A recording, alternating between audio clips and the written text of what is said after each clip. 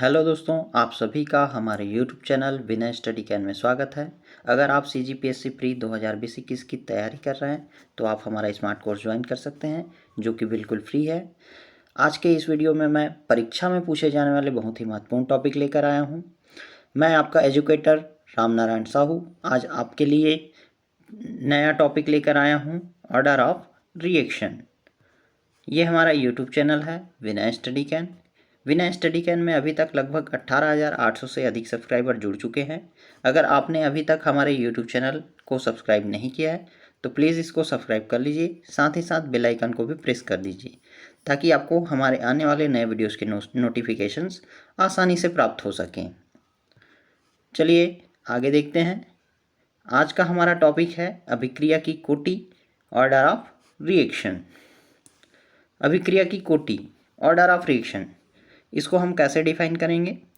अभिक्रिया की कोटि अभिकारकों के उन अणुओं, परमाणुओं और आयनों की कुल संख्या के बराबर होती है जिनकी मोलर सांद्रताओं पर अभिक्रिया का वेग निर्भर करता है, अथवा किसी अभिक्रिया के वेग नियम व्यंजक में प्रयुक्त सांद्रताओं के घातांकों का योग उस अभिक्रिया की कोटि कहलाती है। अभिक्रिया की कोटि 0, 1, 2, 3 अथवा भिन्नात्मक भी हो सकती है। अभिक्रिया की कोटि 0 कहने का अर्थ है कि अभिक्रिया का वेग अभिकारकों की सांद्रता पर निर्भर नहीं करता है। आगे मान लो अभिक्रिया AA plus BB plus CC से हमें प्रोडक्ट प्राप्त होता है। इसके लिए अगर हम दर समीकरण लिखें तो दर बराबर -dx/dt होगा। इसका हम आगे k a की घात p, b की घात q और c की घात r के रूप में लिख सकते हैं। तो संपूर्ण अभिक्रिया की कोटि n बराबर हम लिखेंगे p plus q plus r। यहाँ पे आप देख सकते हैं p, q और r अभिक्रिया की सांद्रता की घात है। अगर हम इन तीनों को आपस में जोड़ दें तो हमें कुल अभिक्रिया की कोटि प्राप्त हो जाएगी। यदि n बराबर 1 हो तो अभिक्रिया की कोटि 1 कहलाएगी। यदि n बराबर 2 हो तो अभिक्रिया की कोटि 2 होती है। इसे हम कुछ उदाहरण के माध्यम से समझेंगे। पहला है अमोनियम नाइट्राइड का विघटन। NH4NO2 का जब हम विघटन करते हैं तो हमें N2 प्लस 2H2O प्राप्त होता है। यहाँ पे हम इसका दर समीकरण लिखेंगे KNH4NO2। यहाँ पे देख सकते हैं इसका जो घात है वो 1 है, इसलिए इस अभिक्रिया की कोटि बराबर 1 होगी। दूसरा HI का वियोजन। 2HI का जब हम वियोजन करते हैं तो हमें H2 प्लस I2 प्राप्त होता है। इसका अगर हम दर समीकरण लिखें तो हमें दर बराबर KHI की घात 2 प्राप्त होती है, और यही जो घात है वही अभिक्रिया की कोटि कहलाती है। इसलिए इस अभिक्रिया की कोटि 2 होगी।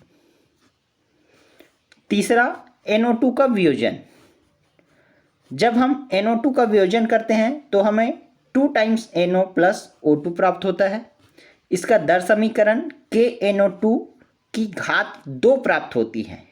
यहाँ पे घात 2 है, इसलिए इस अभिक्रिया की कोटि भी 2 होगी। उसी प्रकार NO और O2 का योग। जब हम NO और O2 का योग करते हैं तो हमें 2 टाइम्स NO2 प्राप्त होता है। अगर हम इसका दर समीकरण लिखें तो KNO2 और O2 की घात 1। यहाँ पे देखिए NO की घात 2 है जबकि O2 की घात 1 है। अगर हम इन दोनों घातों को जोड़ दें तो हमें अभिक्रिया की कोटि 3 प्राप्त होगी, जो कि यहाँ पे लिखा हुआ है।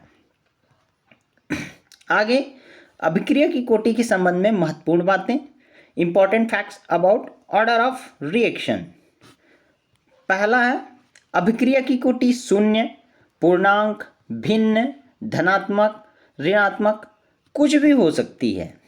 दूसरा है अभिक्रिया की कोटि प्रायोगिक रूप से निर्धारित होती है। इसे हम सैद्धांतिक रूप से निर्धारित नहीं कर सकते। तीसरा, एक से अधिक प्राथमिक पदों में होने वाली अभिक्रियाओं में सदैव मंदतम पद ही अभिक्रिया के वेग का निर्धारण करता है। कहने का मतलब ये है कि जिस पद में अभिक्रिया की गति सबसे कम होगी, मंदतम होगी, वही अभिक्रिया के वेग का निर्धारण करता है। चौथा, किसी अभिक्रिया की कोटि प्रयोगात्मक दशाओं पर भी निर्भर करती है। हम जिस प्रयोगात्मक दशा में अभिक्रिया कराएंगे उसी के आधार पर हमें अभिक्रिया की कोटि प्राप्त होती है। पांचवा है, अभिक्रिया की आणविकताओं की भांति ऐसी अभिक्रियाएं जिनकी कोटि 3 या 3 से अधिक हों बहुत कम होती हैं। मतलब सामान्य रूप से हमें शून्य कोटि, प्रथम कोटि, द्वितीय कोटि की अभिक्रियाएं ही अधिकतर देखने को मिलती हैं। तृतीय कोटि या उससे अधिक की अभिक्रियाएं हमें बहुत ही कम मात्रा में दिखाई देती है। आगे हम अभिक्रिया की कोटि को विस्तार से देखेंगे। सबसे पहला है शून्य कोटि की अभिक्रिया, जीरो ऑर्डर रिएक्शंस। शून्य कोटि अभिक्रिया में अभिक्रिया का वेग अभिकारक की प्रारंभिक सांद्रता के शून्य घात के समानुपाती होता है। किसकी घात के समानुपाती होता है?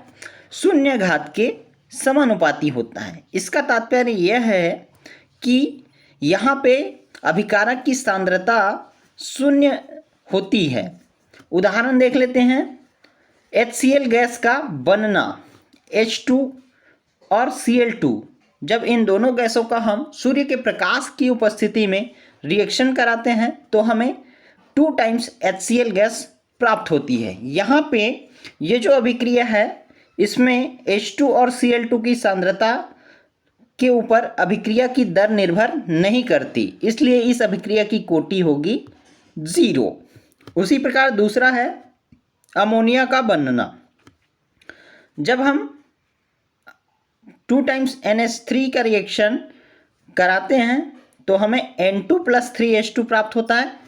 सॉरी, ये वियोजन है, अमोनिया का वियोजन।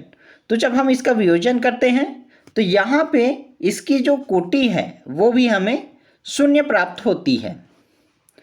तीसरा है HI गैस का वियोजन। यहाँ पे जब हम HI गैस का वियोजन करते हैं गोल्ड की उपस्थिति में तो हमें H2 गैस और I2 गैस प्राप्त होती है। यहाँ पे भी इसकी जो अभिक्रिया की कोटि है वो हमें 0 प्राप्त होती है। चौथा है N2O का वियोजन। N2O का जब हम वियोजन प्लेटिनम की उपस्थिति में कराते हैं तो हमें N2 + हाफ O2 प्राप्त होता है। यहाँ पे भी इसकी अभिक्रिया की कोटि 0 प्राप्त होती है। अगला शून्य कोटि अभिक्रिया का दर स्थिरांक। इसका जो दर स्थिरांक है, रेट कांस्टेंट है, उसे हम K = A0 - A/T के रूप में लिखते हैं। आगे दर स्थिरांक की इकाई यूनिट ऑफ रेट कांस्टेंट, ये बहुत ही महत्वपूर्ण है। ये आपके CGPSC के एग्जाम्स में पूछे जाते हैं। यहाँ पे हम देखेंगे मोल प्रति लीटर प्रति सेकेंड, या फिर हम इसको लिख सकते हैं मोल प्रति लीटर प्रति सेकेंड के रूप में, या फिर मोल प्रति लीटर प्रति समय के रूप में भी। समय। आगे इसका ग्राफी निरूपण देखते हैं। ग्राफी निरूपण में पहला है शून्य कोटि की अभिक्रिया के लिए सांद्रता का समय के साथ परिवर्तन आरेख। यहाँ पे हम सांद्रता और समय के बीच ग्राफ बनाएंगे। आप ग्राफ में देख सकते हैं कि इसकी जो ढाल है वो ऋणात्मक है, मतलब ऊपर से नीचे की ओर आ रही है। शून्य कोटि अभिक्रिया के लिए वेग एवं सांद्रता के मध्य आरेख अगर हम देखें तो यहाँ पे आप देख सकते हैं ये एक सीधी लाइन में जा रही है। मतलब अगर हम सांद्रता में वृद्धि भी करें तो यहाँ पे इसकी जो दर है उसमें हमें किसी भी प्रकार की वृद्धि दिखाई नहीं दे रही है। ये एक नियत वेग से आगे बढ़ रही है, इसलिए शून्य कोटि की अभिक्रिया का वेग हमें एक लाइनियर रिप्रेजेंटेशन देता है। अगला अर्ध आयुकाल, हाफ लाइफ पीरियड। इसको हम लिखेंगे T½ इज इक्वल A/2K या फिर T½ is proportional to A। यहाँ पे A अभिकारक की सांद्रता को व्यक्त कर रहा है जो किसके प्रोपोर्शनल होता है, अर्ध आयुकाल के प्रोपोर्शनल होता है, समानुपाती होता है। अगला प्रथम कोटि की अभिक्रियाएं, फर्स्ट ऑर्डर रिएक्शंस। प्रथम कोटि की अभिक्रिया का वेग केवल एक अभिकारक की सांद्रता पर निर्भर करता है, अर्थात उसकी सांद्रता के प्रथम घात के समानुपाती होता है। यहाँ पे हम उसका उदाहरण देखेंगे 2N2O5। जब हम इसका वियोजन करते हैं तो हमें प्राप्त होता है 4NO2 प्लस O2। यहाँ पे अगर हम इसका दर समीकरण लिखें तो इसकी जो घात है वो हमें 1 प्राप्त होगी, इसलिए ये प्रथम कोटि की अभिक्रिया होगी। उसी प्रकार 2H2O का वियोजन जिसमें हमें 2H2O प्लस O2 प्राप्त होता है, ये भी आपका फर्स्ट ऑर्डर रिएक्शन है। उसी प्रकार यहाँ पे आप देख सकते हैं सुक्रोज का इन्वर्जन C12H22O11 प्लस H2O, ये आपका बहुत ही महत्वपूर्ण एग्जाम्पल है जो आपके एग्जाम्स में पूछे जा सकते हैं। यहाँ पे आप देखेंगे जब हम सुक्रोज का जल अपघटन करते हैं तो हमें ग्लूकोज और फ्रक्टोज प्राप्त होता है। यहाँ पे ये फर्स्ट ऑर्डर रिएक्शन है, देखने से तो हमें लगता है कि ये सेकेंड ऑर्डर है, लेकिन यहाँ जल की मात्रा अधिक होने के कारण ये आपका फर्स्ट ऑर्डर रिएक्शन में आता है। आगे प्रथम कोटि अभिक्रिया का दर स्थिरांक। इसका जो दर स्थिरांक है हम कैसे लिखेंगे, K is equal 2.303 upon T log A/A-x के रूप में। इसकी इकाई देख लेते हैं, K is equal 2.303 upon T की जगह हम ले लिए हैं समय, log A, यहाँ पे A है वो भी सांद्रता को व्यक्त कर रहा है और A-x है वो भी आपकी सांद्रता को प्रदर्शित कर रहा है। जब हम इसको कैंसिल करेंगे तो यहाँ पे आप देख सकते हैं 2.303 एक कांस्टेंट है, इसलिए हमें इसकी जो इकाई प्राप्त होगी वो प्रति समय प्राप्त होगी, या तो फिर इसको हम कह सकते हैं प्रति सेकेंड, प्रति मिनट या प्रति घंटे में भी ले सकते हैं। ग्राफी निरूपण देख लेते हैं। इसका जो स्लोप है वो हमें इस प्रकार प्राप्त हो रहा है जिसका मान -K/2.303 के बराबर होता है। यहाँ पे हमने जो ग्राफ बनाया वो है log A-x और T के बीच। दूसरा जो ग्राफ है वो है log A/A-x और T के बीच, जिसका जो स्लोप है वो ऊपर की ओर प्राप्त होता है और इसका जो मान है वो भी होता है -K/2.303। अर्धायुकाल, फर्स्ट ऑर्डर रिएक्शन का जो अर्धायुकाल है वो सांद्रता पर निर्भर नहीं करता। इसका जो मान है वो है T½ is equal 0.693 upon K। अगला द्वितीय कोटि की अभिक्रियाएं, सेकेंड ऑर्डर रिएक्शंस। द्वितीय कोटि की अभिक्रिया में वेग, क्रिया का वेग दो अणुओं की सांद्रता पर निर्भर करता है। यह दो प्रकार के हो सकती है। 2A से हमें प्रोडक्ट प्राप्त होगा B+C। अभिक्रिया के वेग को हम लिख सकते हैं K इज इक्वल A⁻²। यहाँ पे जो घात 2 है वही आपकी अभिक्रिया की कोटि कहलाती है जिसका मान 2 है। दूसरा प्रकार है A+B। A+B से हमें C+D प्रोडक्ट प्राप्त होता है। अभिक्रिया के वेग को हम लिख सकते हैं K A⁻1 प्लस B⁻1। अगर हम इन दोनों घातों को जोड़ दें 1 + 1 तो हमें 2 प्राप्त होता है जो इसकी अभिक्रिया की कोटि कहलाती है। यहाँ पे हम उदाहरण देखेंगे एसिटाल्डिहाइड का तापीय अपघटन। जब हम एसिटाल्डिहाइड का तापीय अपघटन करते हैं तो हमें 2 टाइम्स CH4 और 2 टाइम्स CO प्राप्त होता है। यहाँ पे CH3CHO के 2 मॉलिक्यूल्स भाग ले रहे हैं, इसलिए इसकी जो घात होगी वो 2 होगी, इसलिए यह द्वितीय कोटि की अभिक्रिया है। दूसरा एथिल एसीटेट का क्षारीय जल अपघटन। यहाँ पे अगर हम इसका दर समीकरण लिखें तो इन दोनों की घात हमें एक एक प्राप्त होगी, और अगर हम इन दोनों घातों को आपस में जोड़ दें तो हमें इसकी जो कोटि प्राप्त होगी वो होगी 2, इसलिए ये भी द्वितीय कोटि की अभिक्रिया है। आगे देखेंगे द्वितीय कोटि अभिक्रिया का दर स्थिरांक। पहला है जब दोनों अभिकारकों की प्रारंभिक सांद्रता एक समान हो, तब हम इसको लिखेंगे K is equal 1/T x upon A minus x के रूप में। और जब दोनों अभिकारों की प्रारंभिक सांद्रता अलग अलग हो तो हम इसे लिखेंगे K is equal 1/A minus B T ln B A minus x upon A B minus x के रूप में। इसकी इकाई देख लेते हैं। दर स्थिरांक की इकाई यूनिट ऑफ रेट कांस्टेंट। यहाँ पे आप देखिए 1 अपॉन यहाँ पे A माइनस बी सांद्रता है, इसको हम छोड़ देंगे। यहाँ पे T सेकेंड को व्यक्त करेगा, B A माइनस एक्स मोल प्रति लीटर में है और A B माइनस एक्स मोल प्रति लीटर गुणित मोल प्रति लीटर में है। इन दोनों को हम ले लेंगे सांद्रता में। आगे जब हम इसको कैंसिल करेंगे तो हमें प्राप्त होगा लीटर प्रति मोल प्रति सेकेंड। ये बहुत महत्वपूर्ण है, ये आपके एग्जाम्स में पूछे जाते हैं। आगे ग्राफी निरूपण। यहाँ पे जब हम दोनों अभिकारों की प्रारंभिक सांद्रता समान हो उसके लिए ग्राफ देखेंगे। जब हम 1/A माइनस एक्स और T के बीच ग्राफ बनाते हैं तो हमें एक इंटरसेप्ट प्राप्त होता है। ये इंटरसेप्ट 1/A के बराबर होता है और साथ ही साथ एक स्लोप प्राप्त होता है।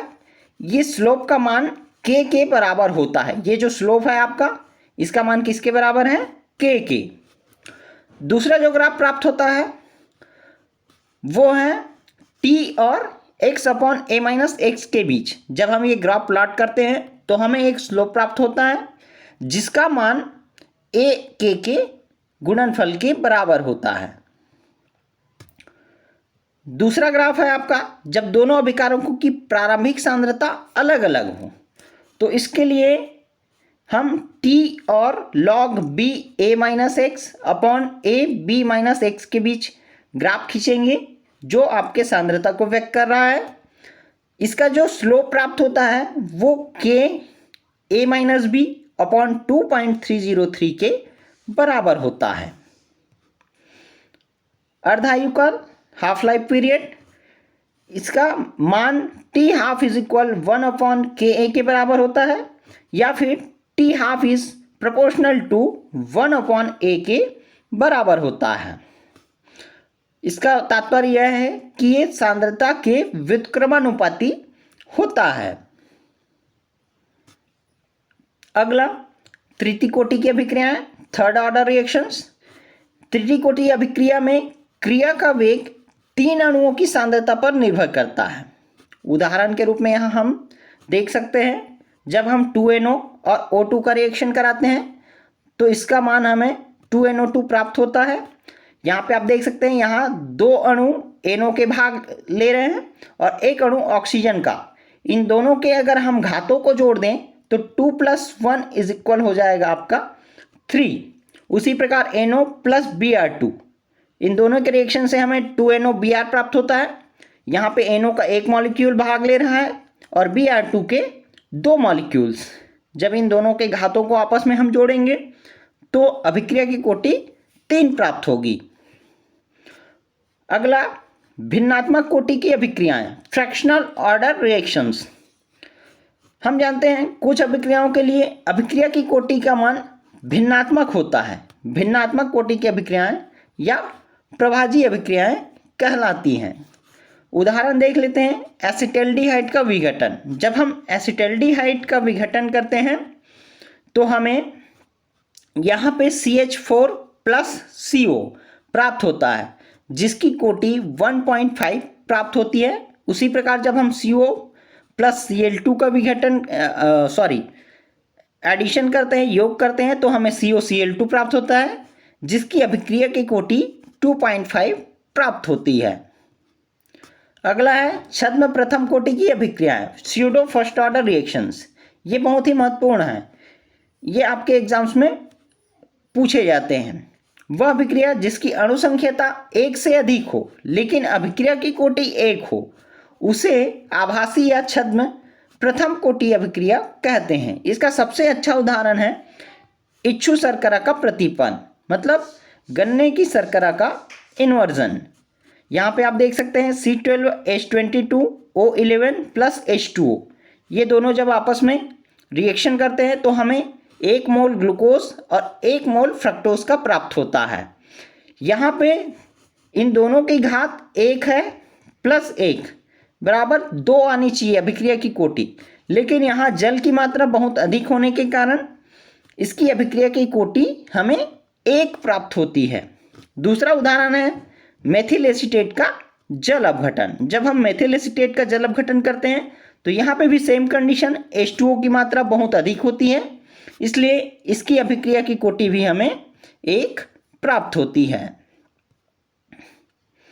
आगे अभिक्रिया की कोटि निर्धारण करने की विधियां, methods of determination of order of reactions. यहाँ पे कुछ विधियां दी गई हैं, ये सभी विधियां प्रायोगिक विधियां हैं। सबसे पहला है अवकलन विधि, डिफरेंशियल मेथड, जिसमें हम अवकलन के माध्यम से अभिक्रिया की कोटि का निर्धारण करते हैं। दूसरा है समाकलन विधि, इंटीग्रेशन मेथड, इसमें हम समाकलन के द्वारा अभिक्रिया की कोटि का निर्धारण करते हैं। तीसरा है आपका अर्धायुकाल विधि, हाफ लाइफ पीरियड, इसमें हम किसी भी अभिक्रिया का अर्धायुकाल ज्ञात करके हम अभिक्रिया की कोटि का निर्धारण करते हैं। जैसे आपके जितने भी रेडियो एक्टिव विघटन होते हैं उनका अध्ययन हम अर्धायुकाल विधि से करते हैं। चौथा ओस्टवाल्ड विलेगन विधि, और पांचवा है आपका ग्राफी विधि, जिसमें हम ग्राफ प्लॉट करके अभिक्रिया के वेग का निर्धारण करते हैं। और छठा है प्रारंभिक वेग विधि, इनिशियल रेट मेथड। इन सभी विधियों के माध्यम से हम अभिक्रिया की कोटि का निर्धारण करते हैं।